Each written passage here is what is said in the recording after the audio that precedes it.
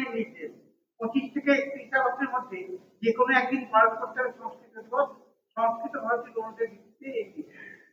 গায়ে জোরে সব কাজ এগুলো ঐচ্ছিক ব্যাপার। কে সংস্কৃতি পড়বে, কে চীনা ভাষা পড়বে, এগুলো ঐচ্ছিক ব্যাপার না। কে হিন্দি পড়বে, কে ইংরেজি পড়বে। যারা সংস্কৃতি ভাষার কথা বলছে না, আমি তাদের নামগুলো জানতে চাইছি। পাশাপাশি তাদের ছেলেমেয়েরা কোথায় পড়ে সেটা একটু জানতে চাইছি। যারা মানুষকে বলছে সংস্কৃত পড়ো, সংস্কৃত দিবস মানে এটা কি? সংস্কৃত দিবস মানে তোমরা সংস্কৃত শেখো, এটা তো বলা হবে। সেই জন্য বলছি কথাটা। এ তো ছিল না এখানটা সংস্কৃত দিবস বলে আলাদা কোনো দিবস। সংস্কৃতির জন্য দিবস থাকতে পারে, সংস্কৃত ভাষার জন্য দিবস কেন? সেই জন্য বললাম কথা, যারা সংস্কৃত দিবস করতে চাইছে, সংস্কৃত ভাষার প্রচার করতে চাইছে, ভাষা সবই ভালো ভাষা।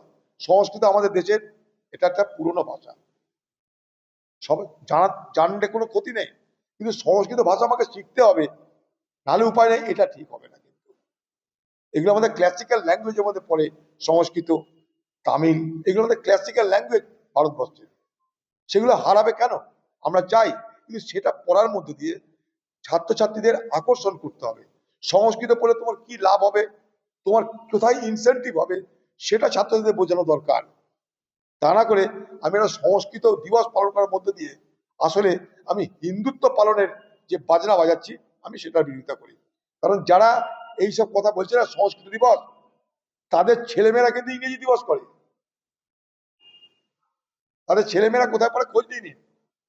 আমি এটাই এই কারণে বললাম কথাটা। পুজোর পরেই কলকাতা হাওড়ায় পুরভোগ, কলকাতা হাওড়ায় পুরভোগের জন্য কমিটি গঠন রাজ্য বিজেপি। দুই প্রাক্তন রাজ্য সভাপতি আস্থা নববিজেপি। এটা বিজেপির দলের কে নেতা হবে, কে দলের কর্মী হচ্ছে, তাদের পার্টির ব্যাপার। আমরা দেখবো ভোটটা কবে হচ্ছে, সে ভোটের প্রস্তুতি দেখবো। আর ভোট নিরপেক্ষ কি করে করা যায় তার জন্য ভাববো। কারণ এই রাজ্যের ভোট নির্বাচন কমিশনের অধীনে যখন হবে, তখন সেখানে নিরপেক্ষতা থাকে বলে আমার মনে হয় না। এখনই এসআর কাণ্ড নিয়ে যেভাবে নির্বাচন কমিশনের পক্ষ থেকে, কেন্দ্রীয় নির্বাচন কমিশনের পক্ষ থেকে মানুষের নাম কাটার ব্যবস্থা করছে বিজেপি, আগামী দিনে কলকাতা পৌর এবং হাওড়া পুরসভার ভোটে কটা লোক ভোট দিতে পারবে অন্য দলের, সেটা আমাদের ভেবে দেখতে হবে।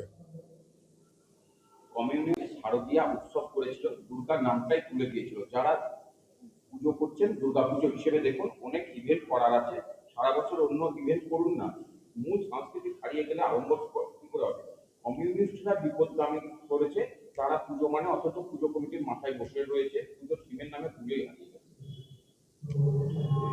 পুজোতে ওসব ভাষণ না মেরে যাতে মানুষ সস্তায় চিনি পায়, সস্তা যাতে জিনিসপত্র কিনতে পারে, সস্তা যাতে বিদ্যুৎ খরচ করতে, তার ব্যবস্থা করা দরকার। পুজো সবাই ঘরে ঘরে করে। এখন পুজো আমি করি, তাই জন্য আমার বাজারে দেখানোর কোনো দরকার নাই। পুজো সবাই করে। আমার নিজের একটা মন্দির আছে, কখনো কেউ জানেন? ঢোল বাজায়। পুজো সবাই করে। পুজো করা মানে এমন না যে পুজোর কেউ পেটেন্ট নিয়ে নিয়েছে। মুশকিলটা যে বাংলায় এখন পুজো করার পেটেন্ট নিয়ে নিয়েছে। মমতা ব্যানার্জি আমাদের দুর্গা পুজো মানে মমতা ব্যানার্জি করবে, চোখ আঁকবে মমতা, নাক আঁকবে মমতা, এসব করার মধ্যে দিয়ে বাংলার যে সংস্কৃতি ছিল দুর্গাপুজোকে কেন্দ্র করে, সে শারদীয়ার উৎসবের যে মূল থিমটা সেটাই নষ্ট হয়ে গেছিল, এবং এগুলো সমস্ত পলিটিক্যাল পুজোয় রূপান্তরিত হয়েছিল। আমরা এটা চাইবো না যে বাংলায় পুজোকে কেন্দ্র করে কোনো রকমভাবে মানুষের মধ্যে এই ভাবনা তৈরি হোক যে এটা আমার পুজো, এটা এই পার্টির পুজো, সেটা সেই পার্টির পুজো। পুজো কোনো পার্টি হতে পারে না, পুজো মানুষের। মন্দির মসজিদ পুজো ঈদ নিয়েই আমরা পশ্চিমবঙ্গের মানুষ বড় হয়েছি। দয়া করে আর এইসব নিয়ে রাজনীতি না করে মানুষের মূল সমস্যার কথা ভাবুন। কেন অন্নপূর্ণার ভাণ্ডার পাচ্ছে না ভাবুন, কেন রুটি রুজি পাচ্ছে না ভাবুন, কেন বাংলায় জিনিসপত্রের দাম বাড়ছে ভাবুন, কেন এসআইআরে মানুষের নাম বাদ যাচ্ছে সেগুলো ভাবুন। অনেক বেশি কাজ হবে এগুলোতে। দখলে যাওয়া মাত্র সময়ের অপেক্ষা। কালীঘাট পৌঁছে তৃণমূলের 24 জন জেলা পরিষদ সদস্য কংগ্রেসে যোগদান করেছে। তোর ওদের কোনো ঠিকুজি কুচি থাকবে দুদিন পর, ওদের ঠিকুজি কুচি থাকবে না, ওদের কোনো বংশ পরিচয় থাকবে না, মানে রাজনৈতিক বংশ পরিচয়ের কথা বলছি। সুপ্রিম কোর্টের রায়টা বার হোক না, দেখান না মজা কি হচ্ছে।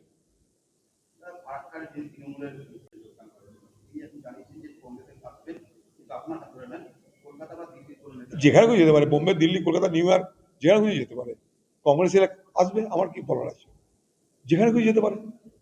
রাজনীতি করতে হয় মুর্শিদাবাদে, আর জানে এখন দিল্লিতে যেতে পারে রাজনীতি করতে, কলকাতায় যেতে পারে। আমি কি করে বলবো সে কোথায় যাবে না যাবে?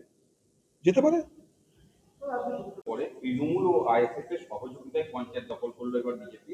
পঞ্চায়েত সমিতির পর গতকাল টানটান উত্তেজনার মধ্যে মথুরাপুর 1 নম্বর ব্লকের লক্ষ্মীনারায়ণপুরে সেখানে প্রধান নির্বাচিত হয়, মানে সদস্যদের ভোটাভুটিতে বিজেপির সদস্য। ভালো কথা, সরকারে আছে, যেতেই পারে। সকলের সমান সুযোগ দেওয়া উচিত। যেখানে যে দল মনে করবে পঞ্চায়েত গঠন করতে পারবে, সকলে খেতে যেন এই সুযোগটা পাওয়া যায়। ব্যাস। আমরা যেখানে পঞ্চায়েত গঠন করতে যাচ্ছি সেখানে সঙ্গে সঙ্গে পুলিশের বিরোধিতা, বিডিওর বিরোধিতা, এসডিওর বিরোধিতা, সেটা যেন না হয়।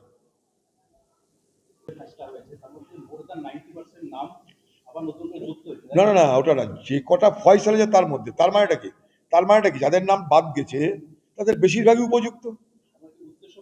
অবশ্যই যাদের নাম বাদ গেছে তাদের নাম তো বৈধ। বৈধ বলেই 91% নামকে আবার তার মধ্যে অন্তর্ভুক্ত করা হয়েছে। এটাই তো আমরা বলতে চাইছি। তার গতিটা বাড়াতে হবে। এবার তার গতি না বাড়িয়ে ভোট লিস্ট থেকে নাম কাটার জন্য দরখাস্ত করছে। আরে ভোটার লিস্ট থেকে নাম কাটার জন্য দরখাস্ত, তার আলাদা ব্যবস্থা আছে। সেটা পিপল রিপ্রেজেন্টেটিভ একটা আলাদা ব্যবস্থা আছে।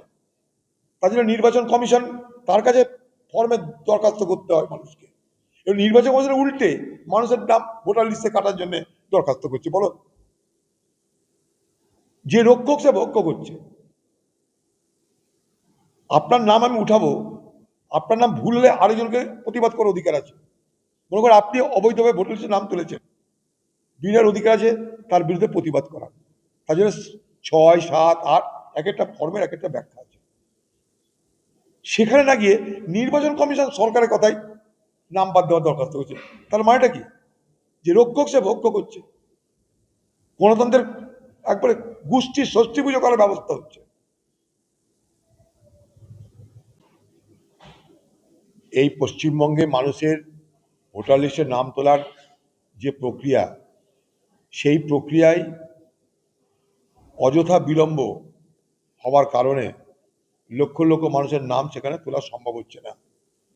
কারণ ট্রাইব্যুনালের নামে এখানটায় প্রতিষ্ঠান তৈরি হলে তার কোনো পরিকাঠামো নেই।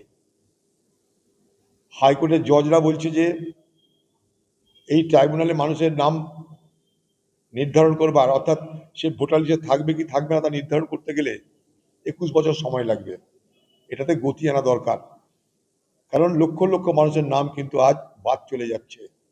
এবং দুর্ভাগ্যের বিষয়, নির্বাচন কমিশন নিজে নাম বাদ দেওয়ার জন্য সব থেকে তৎপর হয়ে গেছে সরকারের কথাই। এরকম লক্ষ লক্ষ মানুষের নাম যদি বাদ চলে যায় তাহলে আগামী দিনে ভারতবর্ষের গণতন্ত্র ভুলুণ্ঠিত হবে। গণতন্ত্রের মূল বিষয়টা হচ্ছে সেখানকার মানুষের ভোট অধিকার, সে ভোট দেওয়ার বিনিময়ে সে সেখানটাই তার সরকারের দেশের ভাগ্য নিয়ন্ত্রণ করে। এটার নামই গণতন্ত্র। সেটা থেকে যদি মানুষকে বঞ্চিত করা হয় তাহলে এই দেশ আর দেশ থাকবে না, গণতন্ত্র আর গণতন্ত্র থাকবে না। আমাদের দেশের এই দুরবস্থা তৈরি করার জন্যে আজকে নির্বাচন কমিশনের বিরুদ্ধে আমাদের লড়াই, ভারত সরকারের বিরুদ্ধে লড়াই, যে ভারতবর্ষের মানুষের যে বৈধ ভোট দেওয়ার অধিকার সেটা কোনো মতে কেড়ে নিতে দেওয়া হবে না। তার জন্য সুপ্রিম কোর্ট গেছি, একবার না আবার যাব। সুপ্রিম কোর্টের কাছে তারা উত্তর দিতে পারছে না। আমরা প্রশ্ন করেছিলাম এর আগের দিন, যে আমাদের তরফ থেকে প্রশ্ন করা হয়েছিল যে কতজনের নাম উঠেছে, কতজনের নাম বাদ গেছে, কতজন আবেদন করেছে, সব তথ্য দাও। সেই তথ্য সুপ্রিম কোর্টে দিতে পারেনি। আমাদের আরেকটা এমপি, আমাদেরই ভাই ঈসা খানের একটা আরটিআই একটা দরখাস্ত করেছিল সরকারের কাছে। সেখানে তারা বলছে যে না, আরো 31 লক্ষ লোকের বিরুদ্ধে নাম কাটার ব্যবস্থা করা হচ্ছে, হিসাবে তাই দাঁড়াচ্ছে। তাই স্বাভাবিকভাবে ব্যাপারটা খুব জটিল। আমরা সুপ্রিম কোর্টের কাছে আবার যাব আছে। এখানে তৃণমূলের প্রচুর সাধারণ কর্মী তারা আজকে যোগদান করছে। আমি আগের দিনও বলেছি শামতেগঞ্জের বুকে দাঁড়িয়ে, কোন নেতা এলো আমার কাছে বড় কথা নয়, আমার কাছে বড় কথা হচ্ছে কত কর্মী এলো। আমি তার জন্য আমাদের সমস্ত ব্লককে বলেছি তৃণমূলের কর্মী কত আসে সেটার উপর নজর দাও বেশি করে। এখানেও আজকে দেখতে পাবেন একটু পরে কত কর্মী এসে তৃণমূলের আমাদের আহ্বানে সাড়া দিয়ে। কি হিন্দিতে?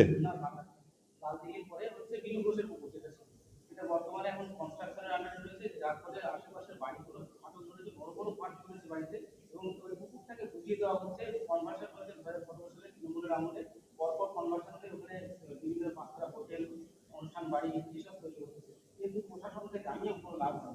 কি করে হবে? প্রশাসনের মাথায় যারা বোঝায় তারা তো সব প্রমোটারদের কথায় প্রশাসন পরিচালিত হচ্ছে। আমরা দেখছি ব্যাপারটা, আমি তো জানি না, আমরা নিশ্চয়ই ব্যাপারটা ভালো করে দেখব।